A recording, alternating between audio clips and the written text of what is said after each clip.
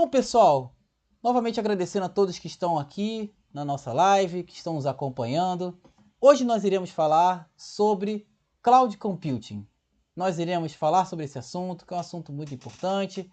Traremos uma teoria para vocês, como vocês podem entender o Cloud Computing, né? Então é um conteúdo bem básico para quem está começando na área, para aprender e entender como funciona, de base teórica. Eu pretendo no canal lançar vídeos mais práticos, né? Mas essa live vai ser necessária para que nos próximos vídeos que nós lançarmos, vocês já tenham esse conhecimento, né? Lembrando que os vídeos do YouTube da Curto Código são totalmente gratuitos, mas precisam da força de vocês.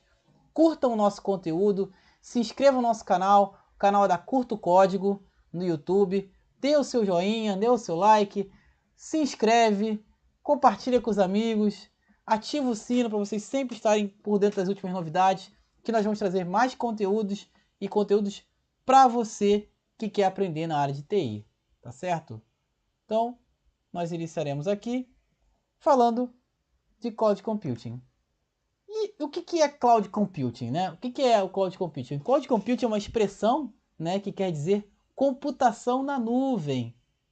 Então, as empresas, né, de uma maneira geral, quando elas querem colocar os seus sites para funcionar, colocar a sua infraestrutura, dos seus sistemas, estejam eles internos ou externos, né, para funcionar, eles usam uma infraestrutura de computação. Então são computadores, né, tem lá, eles precisam de um poder de processamento, né, de receber solicitações, requisições e dar respostas rápidas. Então eles precisam investir, né, para poder ter esse conteúdo, eles precisam investir para poder responder essas informações, as solicitações que recebem nos sites, sejam eles internos ou externos da empresa, eles precisam investir em ter uma infraestrutura. E o que se fazia muito antigamente é a aquisição de computadores para se colocar nas próprias empresas. Então, isso se faz até hoje, na verdade, né? Mas antigamente era muito mais, porque não tínhamos uma infraestrutura robusta, né, de ligação, não somente em redes internas, como também na internet. Então, não se tinha tanto acesso. Então, geralmente, nas empresas dos anos 2000, tinha-se muito a questão dos sistemas estarem na empresa, né, 90, 2000 no Brasil que eu falo, né? Os computadores estarem na empresa, os sistemas estarem na empresa, para que possam ser utilizados pela empresa. E quando se tinha um atendimento ao público, muitas vezes tinha um local, um atendimento físico, e aos poucos foi começando a ter essa abertura para o mundo online, né? Então, o mundo onde tem a internet, a conexão entre os computadores, foi se abrindo pouco a pouco essa comunicação. E a gente tem, então, por base disso, né, falar um pouco sobre computação em nuvem, que vem justamente com o advento da popularização da internet, da utilização da comunicação pela rede mundial de computadores. Então, o que é a computação em nuvem? Nada mais é a computação em nuvem do que você usar um recurso computacional através da aquisição de um provedor, aquele que provê o serviço. Então, ao invés da empresa comprar o computador, comprar o servidor, fazer uma aquisição e gastar bastante dinheiro nessa aquisição, ela passava a não mais fazer essas aquisições e sim privilegiar também a utilização de poder computacional de provedores, né? E a gente pode falar de alguns pioneiros, como a Amazon com a AWS, né? Ela provê esse serviço, a Microsoft com a Azure, nós temos o Google com o GCP, enfim, temos outras empresas também que fornecem recursos computacionais através de aquisição. Então quer dizer o quê? Que esses recursos, ao invés de estarem computadores ou servidores dentro da empresa, que a empresa compra ali, a empresa passa também a usar recursos computacionais, né? Diferente do modelo on-premise, como eu falei, né, que é comprar o computador e colocar na empresa, ela passa a usar recursos computacionais dessas empresas que fornecem esses recursos mediante pagamento. Então, faz-se um contrato com a Amazon, a AWS ou a Microsoft, como citei a Azure, como citei antes, para poder usar esses recursos computacionais. E para que se faz isso? Né? Qual que é o objetivo? O objetivo é otimizar custos, otimizar a mão de obra. Então, antes, ter esses computadores, ter essas máquinas que fazem essas tarefas, isso para que elas possam funcionar, esses servidores possam funcionar, para que essa rede interna, essa rede externa possa funcionar também, ela precisa que tenham pessoas capacitadas para poder dar assistência e fornecer mão de obra, né? E com isso o custo também além de manutenção desses profissionais na empresa, também tem que manter todo o equipamento para poder ter esse desempenho, né? Empresas às vezes que precisam de uma receptividade muito grande de solicitações e elas acabam tendo que despender um custo bem alto nisso. Então, quando essas tarefas manuais de desenvolvimento, armazenamento, manutenção, atualização, segurança, backup, escalonamento de aplicação, né, precisavam ser feitos no modelo on-premises, tinha que ter uma quantidade de profissionais para tal e um hardware, ou seja, o computador, o servidor, aquele recurso computacional adquirido para aquele fim. Então, a gente tem um objetivo de otimizar os custos que eram gastos pela empresa quando ela tinha um modelo totalmente on-premise, em que ela precisava manter isso, para que ela pudesse fazer a aquisição desses recursos por meio desses provedores, visando uma redução de custos, visando uma redução na manutenção de um quadro de mão de obra especializada para manter esses recursos também, tá certo? E aí nós continuamos agora falando entre servidor on-premises e cloud computing. Vamos fazer essa diferença. Eu falei ali servidor on-premises, cloud computing, mas talvez não tenha ficado tão clara a diferença de uma coisa para outra. Por quê? No modelo on-premises, a empresa tem a responsabilidade de realizar a customização dos servidores, tanto em hardware quanto software, tá? E por sua própria conta. Então, essa é uma informação importante, esse é um dado importante. Muitas vezes a empresa ela tem que manter por sua própria conta todos os servidores, manter esses profissionais, como eu falei antes.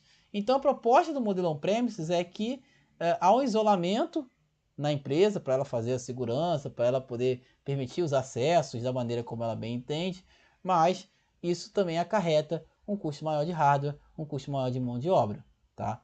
E já a proposta de cloud é oferecer esses serviços de maneira a que os servidores sejam utilizados de maneira remota.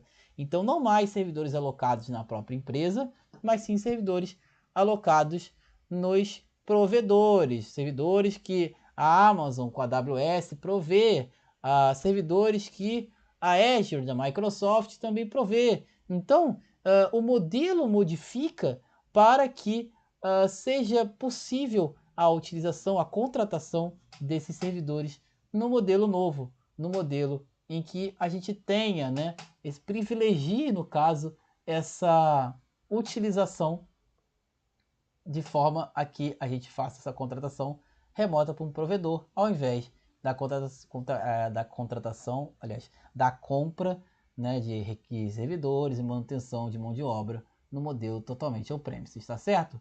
E aí é bom a gente falar de modelo, porque dentro da Cloud Computing existem 3 modelos de nuvem, tá? Existem 3 modelos de nuvem.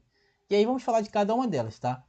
A nuvem pública é um servidor que é compartilhado entre várias organizações. Então a aquisição de um hardware pela empresa prestadora de serviços, no caso, como eu falei antes, né? Pode ser a Amazon, pode ser a Azure, mas o recurso computacional daquele servidor ele é compartilhado. Tem todas as medidas restritivas de segurança para que esse conteúdo não seja vazado ou seja misture entre as empresas, mas ele é um servidor que é compartilhado entre várias organizações e costuma ser mais barato. Por quê? Porque quando a empresa faz uma aquisição, a prestador que presta o serviço, que fornece esse serviço, né, o provedor que fornece esse serviço, ele adquire uma quantidade enorme de recursos computacionais e por isso pode fazer um preço mais barato, porque por essa grande quantidade de recursos computacionais adquiridos, o preço costuma vai ficar mais barato, vai tender a ficar mais barato, porque ele é rateado, porque ele é dividido entre mais organizações. E é importante dizer que, geralmente, a nuvem pública é a nuvem do modelo mais utilizado quando falamos de cloud computing. Em seguida, nós vamos falar da nuvem privada. E a nuvem privada, ela tem um servidor dedicado a uma organização, mas que está fora das dependências da empresa. Então, a nuvem privada, muitas vezes, ela é usada em situações em que não é possível ter o compartilhamento do hardware por uma força de uma lei, uma legislação, ou mesmo uma questão de segurança da própria empresa. Então, existe a possibilidade de aquisição e manutenção de nuvens privadas. Então, o hardware adquirido é totalmente exclusivo para aquela empresa, embora fique fora das dependências dela, ele é contratado e costuma ser o mais caro, porque nesse caso, para que o provedor de serviços possa manter aquele hardware exclusivo para a empresa que está contratando, o custo ele fica mais alto. Então, geralmente esse tipo de nuvem ele é mais caro, certo? E aí a gente tem uma mistura, uma mescla entre a nuvem pública e a nuvem privada.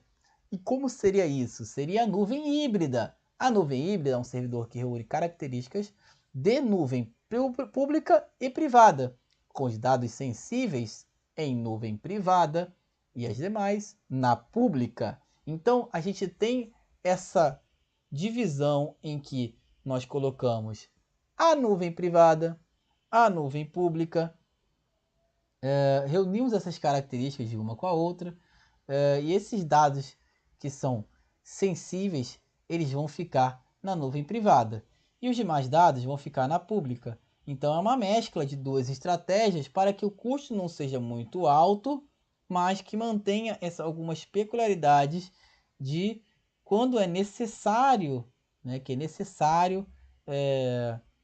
quando é necessário manter esse tipo de separação entre nuvem privada e nuvem pública, e você pode mesclar essa estratégia entre dados sensíveis e dados que não são tão sensíveis, que são dados públicos, tá? E alguns exemplos de provedores eu listei aqui: a AWS da Amazon, a Azure da Microsoft, perdão, e o GCP da Google. Eu vou para o último conteúdo, mas antes eu queria dar um recadinho para vocês, tá bom? Pessoal, nós estamos com inscrições abertas, né? Agora, passado todos os feriados, o início do ano, estamos com inscrições abertas para as nossas aulas online, isso, aulas privativas, em que a gente entende a necessidade do aluno, em que nós montamos um programa especial de estudo. Então você aí que está querendo se aperfeiçoar, estudar, olha aqui, a gente não faz como certos programas de estudo em que a gente monta um conteúdo somente visando você aprender uma linguagem de programação por aprender. A Curto Código, ela se preocupa com a sua evolução, como você pode crescer como profissional. Montamos um programa totalmente adequado às suas necessidades, para que quando você tenha esta aula conosco, remotamente individual, você possa ter suas necessidades atendidas, para que você possa alcançar o objetivo que você quer nas suas aulas. Então, vem para Curto Código, nos contate, nós temos a Curto Código no Instagram, a Curto Código no Facebook, tem também os meus contatos aí, BC Alves Silva, nas redes sociais, pode me procurar, eu tenho o prazer de falar com vocês aqui e dizer que os alunos que fazem o curso da Curto Código têm um grande índice de satisfação, ficam muito satisfeitos, isso me deixa muito feliz. Eu agradeço a Deus por poder estar com vocês, ministrando esse conteúdo e ser um conteúdo que faça com que eles tenham um próximo passo profissional, em direção ao que eles desejam, que é ser profissionais atuantes na área de desenvolvimento. Então, não espere até amanhã. Nos procure hoje. Nós temos ainda condições de oferecer um conteúdo com um valor bem convidativo para vocês. Então, nos procure. Temos aulas online, temos aulas remotas e aulas individuais que vão satisfazer as suas necessidades. Então, venha para Curto Código, você na frente. Beleza, pessoal? Continuamos o nosso conteúdo agora. Nós estamos concluindo agora nosso conteúdo com uma última etapa de apresentação, onde nós iremos falar sobre... Onde iremos falar sobre os modelos de Cloud Computing. Então eu vou ter que mudar aqui o meu posicionamento para eu poder mostrar para vocês o conteúdo. Acho que eu vou ter que fazer essa modificação, porque o texto está saindo muito fechadinho. Pronto. Agora nós fizemos isso. Nós estamos mostrando agora os 3 modelos de Cloud Computing, tá? E esses modelos de Cloud Computing que nós estamos mostrando são os modelos de Cloud Computing mais conhecidos. Então nós vamos falar sobre cada um deles.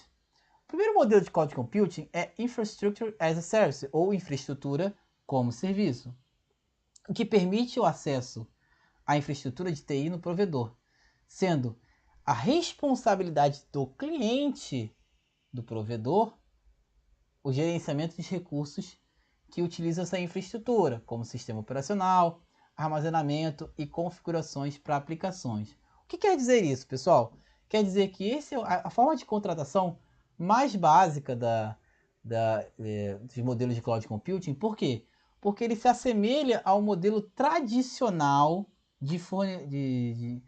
que as empresas têm para fornecer recursos, onde o provedor fornece um recurso computacional, um computador, um servidor, que você pode acessar e configurar ele, só que essa configuração é toda por conta de quem contrata. Então, na Amazon, por exemplo, nós temos o EC2.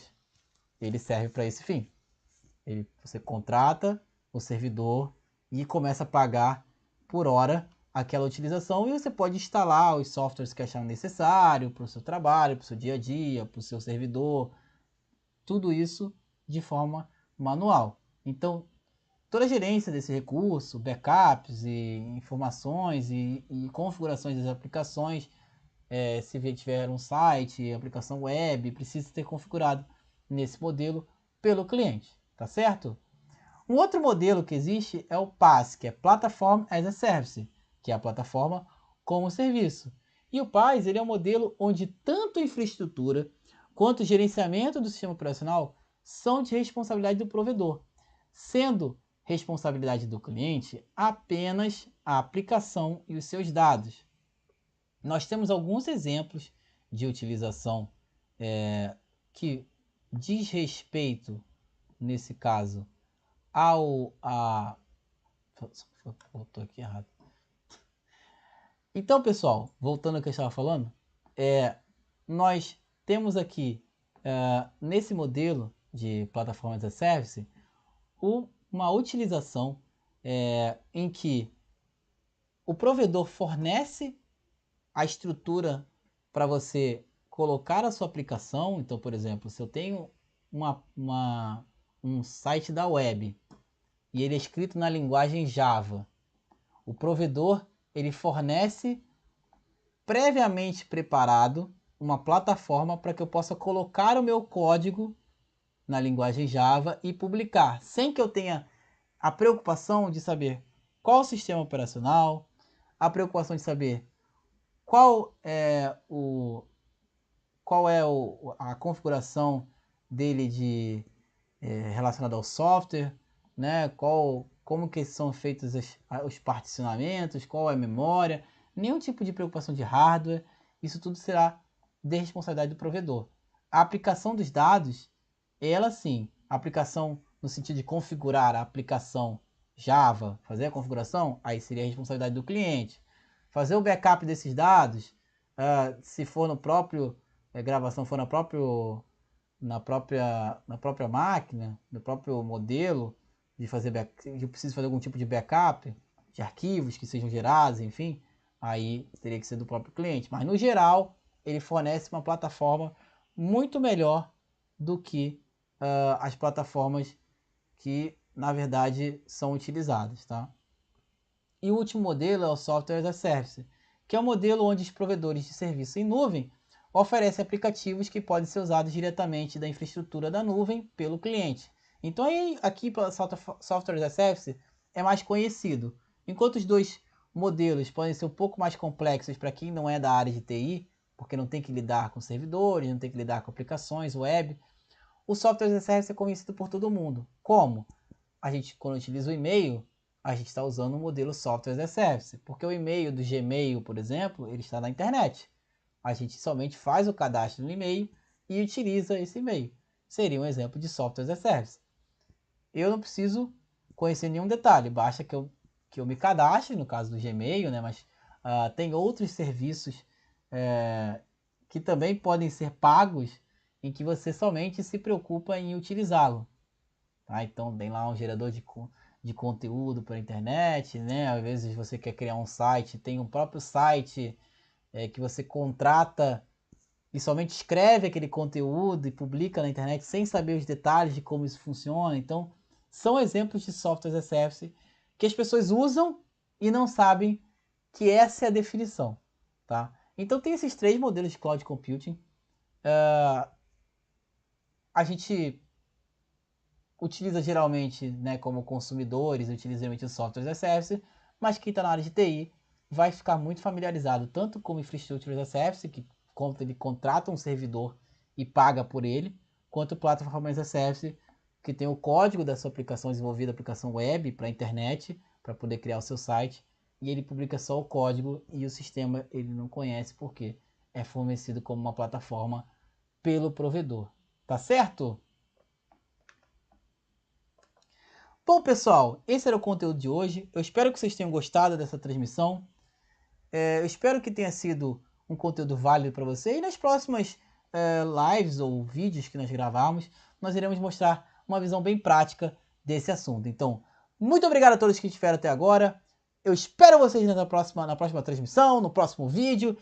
E curtam o nosso canal, se inscrevam, deem o seu like, curtir o conteúdo, nos ajuda bastante. Então, muito obrigado, pessoal, e até a próxima. Tchau, pessoal.